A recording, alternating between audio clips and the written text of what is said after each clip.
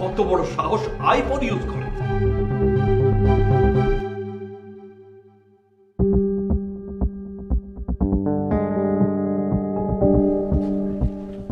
এই, তুই কি বাসার কোনো খোঁজ খবর রাখিস? তুই জানিস ওই মেয়েটা মানে আমাদের কাজের মেয়েটা কি করেছে? কি করেছে আমার মিষ্টি? আমার ব্যবসায় দিনের পর দিন লস হচ্ছে, আমার টাকা খুঁজে পাচ্ছি না, আর ওই মেয়েটা আমার টাকা চুরি করে আইফোন কিনেছে।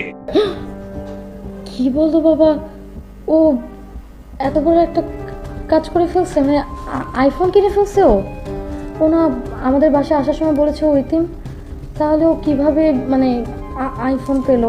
হ্যাঁ, এই ধরনের মেয়েরা ফন্দি ফিকির করে একটা বাসায় ঢুকে মনে যেন একেবারে নিষ্পাপ, কিচ্ছু বোঝে না। এরপর সুযোগ পেলেই তারা ঘরের সমস্ত কিছু হাতিয়ে নিয়ে বেরিয়ে যায়। আমার ভাগ্য ভালো যে আমি আগে ভাগে মেয়েটাকে ধরে ফেলেছি। এবার মানে কাল সকালেই আমি ওকে পুলিশে দেবো।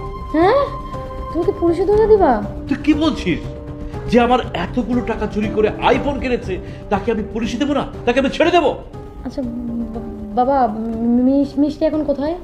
আমি ওকে তোর মাকে দিয়ে পাঠিয়েছি ওর ঘরে তালা বন্ধ করে রাখতে।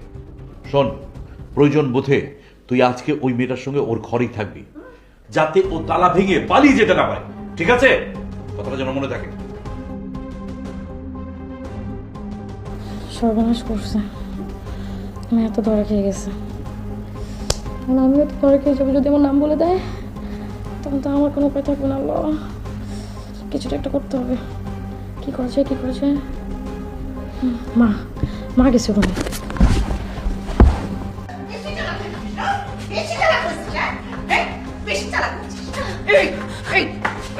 কি মনে করেছিস পালিয়ে যাবি? এত সোজা না, আমার কাছ থেকে পালাতে পারবি না।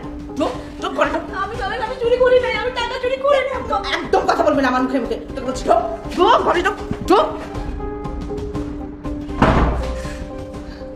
আরে মা তুমি কি করতেছো? আরে তুই এখন কোথায় ছিলি? আরে কাজের মেয়েটা যা কাণ্ড করেছে না, তুই যদি জানিস না তোর আকাশ ভেঙে মাথায় পড়বি। মা, বাবা আমাকে সবকিছু বলেছে, তুমি এসব নিয়ে একদম ভেবো না। ওর সাথে আমি কথা বলি, তারপরে তোমাকে একটা সিদ্ধান্ত জানাচ্ছি। আরে তুই কি সিদ্ধান্ত দিবি?